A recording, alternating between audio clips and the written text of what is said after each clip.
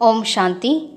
K Surajbhai அவர்களின் தாரணை வகுப்பு, அக்டோபர் 2, 2024. எப்போது ஒருவர் பாபாவிடம் வருகிறாரோ, பாபாவுடையவராக ஆகிறாரோ, அப்போது அவர் பாபாவின் இனிமையான குழந்தாய் என்ற இனிமையான வார்த்தையை கேட்கிறார். சத்தியமான பாதையை அடைந்த எந்த ஒரு ஆத்மா திருப்தி அடைந்து விடுகிறாரோ, அவருக்கு எனது ஜென்மத்தின் தேடல் முடிவடைந்தது என்ற உணர்வு ஏற்படுகிறது. அவர் என்ன அடைய விரும்பினாரோ, எதற்காக அவர் பக்தி செய்தாரோ, எது வாழ்க்கையின் கடைசி லட்சியமோ, அது அவருக்கு கிடைக்க பெற்று விடுகிறது.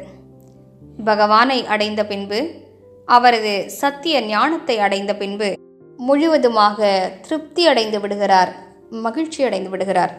இது பிராமணர்களாகிய நம் அனைவருடைய அனுபவமாகும். வெகு சிலர்தான் மகிழ்ச்சி அடைவதற்கு நேரமாகிறது.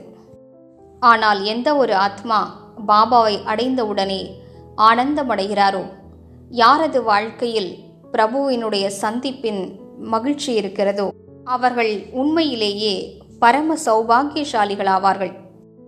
ஆனால் சிலருக்கோ சிறிது காலம் கழித்து திருப்தியற்ற தன்மை ஏற்படுகிறது. மகிழ்ச்சி காணாமல் போகிறது. முயற்சியின் வேகம் குறைகிறது. இதற்கு ஒரே காரணம்தான், தனது லட்சியத்தை மறந்து பிறர் பற்றிய சிந்தனையில் ஈடுபடுவது, பிறரையே பார்த்து கொண்டிருப்பது. மனிதர் தமக்கு கிடைக்கும் பலன்களின் ஆன்மீக போதையில் மூழ்கியிருந்தால், தனது லட்சியத்தை எப்போதும் நினைவில் வைத்து கொண்டால், அவரது மகிழ்ச்சியும் அவரது முயற்சியின் வேகமும் ஒருபோதும் தளர்வடையாது. நாம் நமது லட்சியத்தை அந்தளவு உயர்த்தி கொள்வோம். வீணான விஷயங்களுக்கு நம்மிடம் நேரமே மீதம் இருக்கக்கூடாது. உங்களது லட்சியத்தை ரிவைஸ் செய்து கொள்ளுங்கள். லட்சியம் என்பது மிகப்பெரிய விஷயமாகும். யாருக்கு எந்த லட்சியமும் இருக்காதோ, அவரது வேகம் எறும்பை போன்றுதான் இருக்கும். ஒரு உயர்ந்த லட்சியமானது மனித வாழ்க்கையில் ஊக்கம் மற்றும் உற்சாகத்தை நிரப்புகிறது. எனவே வாருங்கள், பாபாவுக்கு சமமாக திருப்தி மணிகளாக ஆவோம். நமது வெளிச்சத்தினால் முழு உலகத்தினுடைய இருள் அழிந்துவிட வேண்டும். ஒவ்வொரு நேரத்திலும் நாம் திருப்தியாக இருக்க வேண்டும். முக்கியமாக பிறரது நடவடிக்கைகள் எப்படி இருந்தாலும் நாம் திருப்தியாக இருக்க வேண்டும்.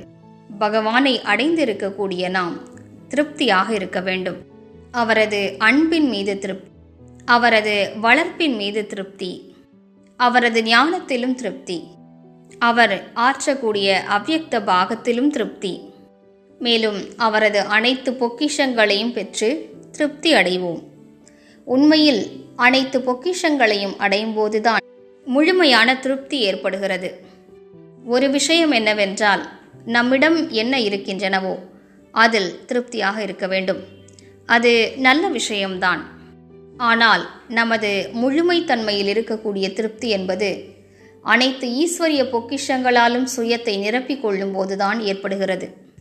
அவை என்னவென்றால், ஞானத்தின் பொக்கிஷம், குணங்கள் சக்திகளின் பொக்கிஷம், மகிழ்ச்சியின் பொக்கிஷம், நேரத்தின் பொக்கிஷம், எண்ணங்களின் பொக்கிஷம், ஆசிகளின் பொக்கிஷம், தூய்மை தன்மையின் பொக்கிஷம், புண்ணிய கர்மங்களின் பொக்கிஷம். இந்த 9 நமது பொக்கிஷங்களாகும். இவை உண்மையிலேயே நம்மை நிரப்பிவிடுகின்றன. மேலும் இந்த பொக்கிஷங்களால் தான் நமது ஜென்மங்களுடைய அதிர்ஷ்டம் உருவாகிறது. ஒருவர் இந்த நேரத்தில் எந்த அளவிற்கு இந்த அதிர்ஷ்டத்தினை நிரப்பிக் கொள்கிறாரோ, அவர் முழு கல்பத்திலும் மிகப்பெரிய அதிர்ஷ்டசாலியாக இருக்கிறார். எனவே வாருங்கள், தன்னைத்தான் திருப்தி நிறைந்த ஆத்மாவாக ஆக்கிக் கொள்வோம். அனைத்து பொக்கிஷங்களாலும் நிரப்பிக்கொள்வோம். வீணான விஷயங்களில் நேரத்தை விரயமாக்கக்கூடாது. இன்று முழு நாளும் மிகுந்த சூக்ஷ்மமான ஒரு பயிற்சியை மேற்கொள்வோம். ஆத்மாவாகிய நான் சுகஸ்வரூபமாக இருக்கிறேன். சுகம் எனது இயல்பாகும். இதனை நன்றாக உணர்ந்து பார்ப்போம். மீண்டும் மீண்டும் நினைவு செய்வோம். நான் ஆத்மா சுகஸ்வரூபமாவேன். இன்றைய நாள் 100 முறைகளாவது இந்த எண்ணத்தினை மீண்டும் மீண்டும் தனக்குள் உறுதிப்படுத்திக் கொள்வோம். ஆத்மாவாகிய நான் சுகஸ்வரூபமாக இருக்கிறேன். இறைவனுடைய குழந்தை நான் மிகுந்த சுகமாக இருக்கிறேன். சுகத்தின் கடலுடைய குழந்தை நான் ஈஸ்வரிய சுகத்தால் நிரம்பி இருக்கிறேன். பகவானுடைய குழந்தையே சுகமாக இல்லை என்றால் இவ்வுலகில் வேறு யார்தான் சுகமாக இருக்க முடியும்? இந்த சுகத்தினுடைய உணர்வினால் ஜன்ம ஜன்மத்துடைய சோகத்தின் சம்ஸ்காரங்கள் தாமாகவே அழிந்துவிடும். கூடவே பயிற்சி செய்வோம்.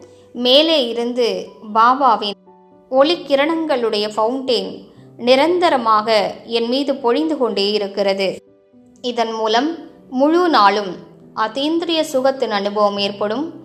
மேலும் சின்ன சின்ன விஷயங்களிலிருந்து எளிதாக விடுபட்டு இருப்போம். ஓம் சாந்தி.